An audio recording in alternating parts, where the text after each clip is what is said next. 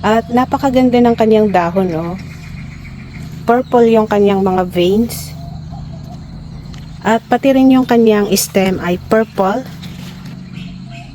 At yung kanyang bunga ay purple na purple din. Ang ganda. At yun namang nasa kabila yung green na okra.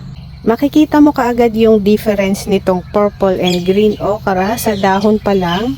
Kasi itong purple yung vein. Samantalang ito naman yung green. Purple na okra and green na okra. At pati rin yung kanilang stem.